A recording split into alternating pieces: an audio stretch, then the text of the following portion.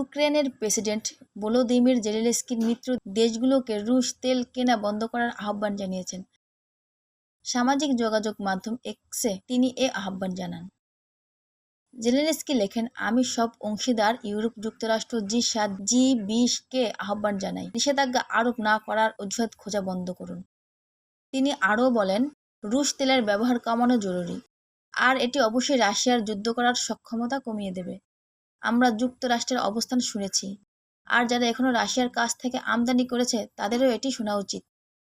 এর আগে মার্কিন প্রেসিডেন্ট ডোনাল্ড ট্রাম্প বলেন, নাটোর সব সদস্য দেশ যদি রাশিয়া থেকে তেল কেনা বন্ধ করে এবং একই ধরনের পদক্ষেপ নেয়, তাহলে তিনি মস্কোর উপর বড় ধরনের নিষেধাজ্ঞা আরোপ করতে প্রস্তুত। নিজের social media platform truth social তিনি লিখেন, প্রেসিডেন্ট ডোনাল্ড জে ট্রাম্পের পক্ষ থেকে সব ন্যাটো দেশ ও বিশ্বের উদ্দেশ্যে চিঠি। আমি রাশিয়ার উপর বড় নিষেধাজ্ঞা আরোপ করতে প্রস্তুত, যখন সব ন্যাটো দেশ থেকে সম্মত হবে এবং একই কাজ শুরু করবে, এবং সব ন্যাটো দেশ রাশিয়া থেকে তেল কেনা সম্পূর্ণ বন্ধ করবে। তিনি লেখেন, মস্কোর বিরুদ্ধে নাটোর প্রতিশ্রুতি শতভাগের অনেক কম।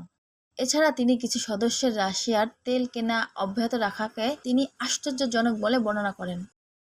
ট্রাম্প প্রস্তাব দেন, ন্যাটো একটি গ্রুপ হিসেবে চীনের ওপর 50 থেকে 100% শুল্ক আরোপ করুক। তার দাবি, চীনের রাশিয়ার ওপর শক্ত নিয়ন্ত্রণ, এমনকি প্রভাব রয়েছে, আর এই শক্তিশালী শুল্ক সেই নিয়ন্ত্রণ ভেঙে দেবে। তিনি আরও বলেন, এটা ট্রাম্পের যুদ্ধ নয়, এটি বাইডেন ও জেলেনস্কির যুদ্ধ। আমি শুধু এটিকে থামাতে এবং হাজারো রুশ ইউক্রেনের প্রাণ বাঁচাতে সাহায্য করতে এসেছি।